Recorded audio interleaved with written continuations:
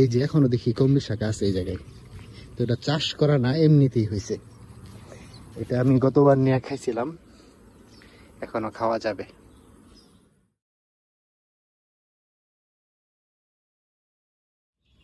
আজকেও আকাশ অনেক মেঘলা, তবে বৃষ্টি নেই।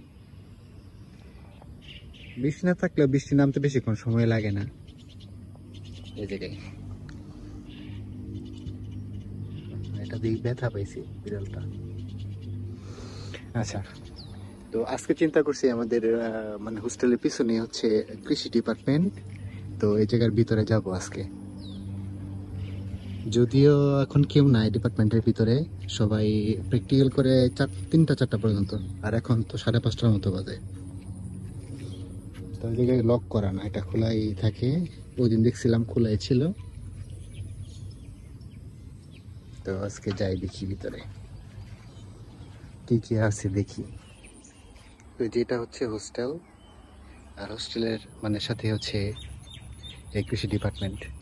আর এই জায়গায় আঙ্কুর চাষ করছিল, এখন কি চাষ করছে জানি না, ছোট একবারে, এখন ওরকম মানে গাছ বড় হয়নি।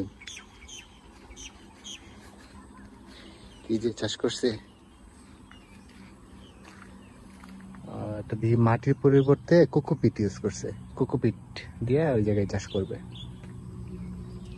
কোকোপিট হচ্ছে ওই যে নারিকেলের সুবলা দিয়া যেটা বানায় আর কি, মাটির মতো, ওটা হচ্ছে কোকোপিট।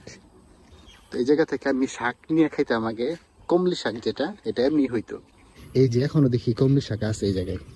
তো এটা চাষ করা না, এমনিতেই হয়েছে। এটা আমি গতবার নিয়ে খাইছিলাম, এখনো খাওয়া যাবে। কলমি শাক আরো আছে দিক দিয়া অনেকগুলা।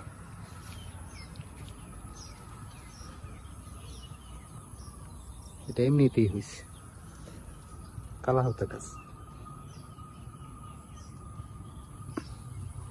তো জায়গা হাল চাষ করে রেখে দিছি, এখনো কোনো ফলন টলন দেখিনি, এরকম ফলাই নেই। কি চাষ করবে কে জানে। গতবার এই জায়গায় ভুট্টা চাষ করছিল, এখান থেকে ভুট্টা উঠে এখন আবার কি যেন চাষ করে। তো দেখা যাক, কিছুদিন পরে তো দেখা যাবে। আর এই চাষগুলো যে করে, এগুলোর মধ্যে সবগুলো জৈব সার ইউজ করে। এই যে হচ্ছে জৈব সার এই জায়গায় রেখে দিছে। এই গাছটা তো সুন্দর আছে দেখতে, কিছুটা ছাতার মতো দেখতে।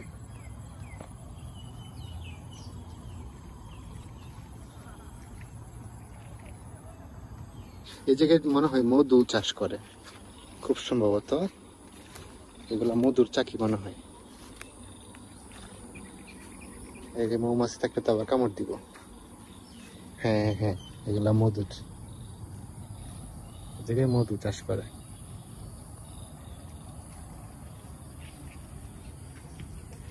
আরো কত কিছু যে শিখায় আল্লাহ জানে। এই জায়গা থেকে মাঠে দেখা যায় যে লোকালরা খেলাধুলা করতেছে, মালয়েশিয়ানরা ইন্টারন্যাশনালদের মাঠে এসে খেলাধুলা করতেছে। ভলিবল, তারপরটা মানে পা দিয়ে একটা কি খেলে, ব্যাডমিন্টনও খেলাইতেছে। এই যে ব্যাডমিন্টন প্রতিদিন বিকালবেলা এই জায়গায় এসে খেলাধুলা করে, যদি বৃষ্টি না থাকে। তো এই হোস্টেলগুলো হচ্ছে আবার মানে মালয়েশিয়ানদের জন্য, লোকালদের জন্য। শুধুমাত্র এই ব্লকটা ইন্টারন্যাশনালদের জন্য। দেখার মতো আসলে তেমন কিছুই নেই, শুধু শুধু ঢুকলাম, ওরকম কিছুই নেই। আর এই যে একটা বাঁশ ঝাড় দেখি, বাঁশ ঝাড়। এই জায়গাতে একটা সমস্যা কি, এই জায়গায় মানে ওইদিকে কিন্তু আবার এটার পরে কিন্তু আবার জঙ্গল, এদিক থেকে বন্য শুকর আসে এই জায়গায় মাঝে মধ্যে। তো এদিক দিয়ে আইসে আবার এই মাঠের কাছেও চলে আসে, এই জায়গায়ও চলে আসে। আমি এই জায়গায় 2-3 দিন দেখছি বন্য শুকর রাত্রেবেলা। তো দিনের বেলা আসে না, রাত্রেবেলা এগুলো আসে।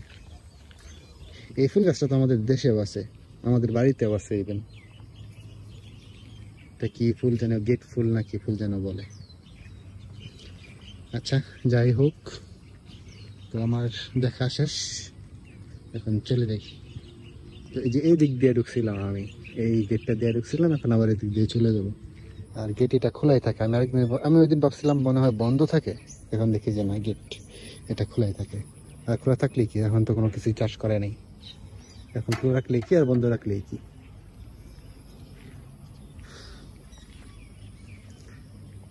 আচ্ছা ঠিক আছে, একটু হাঁটাহাঁটি করি, সন্ধ্যা হয়ে যেতেছে, তারপরে রুমে চলে যাব। রাতে খাওয়া দাওয়া করার জন্য একটা রেস্টুরেন্টে আসলাম। রেস্টুরেন্টটা মোটামুটি ফাঁকা, কেউ নাই। খাবার অর্ডার দিচ্ছি, শুধুমাত্র ড্রিঙ্কসটা আসছে, খাবার এখনো আসে নাই। এটা হচ্ছে লিমো আইস, এটা হচ্ছে ছোটো ছোটো লেমন দেওয়া এটার মধ্যে, আর এটা সাদা পানি আইস দেওয়া। এটাও কিন্তু ফ্রি না, এটার দাম বাংলাদেশি টাকায় প্রায় 5 টাকা, আর এটার দাম হচ্ছে বাংলাদেশি টাকায় প্রায় 60 টাকা। খাবার চলে আসছে। তো এটা হচ্ছে নর্মাল ফ্রাইড রাইস, আর হচ্ছে চিকেন স্যুপ। এটা হলো আজকে আমার রাতের খাবার। স্যুপটা প্রচণ্ড গরম।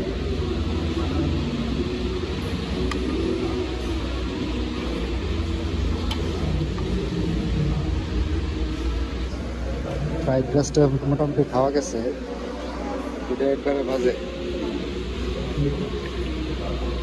খাওয়া যায় না, একবারেই ফালতু। এই জায়গায় এরকমই সবাই খায়, আর এগুলাই সবাই পছন্দ করে, কিন্তু বাঙালিদের জন্য উপযুক্ত না। আচ্ছা যাই হোক, আজকের মতো এ পর্যন্তই।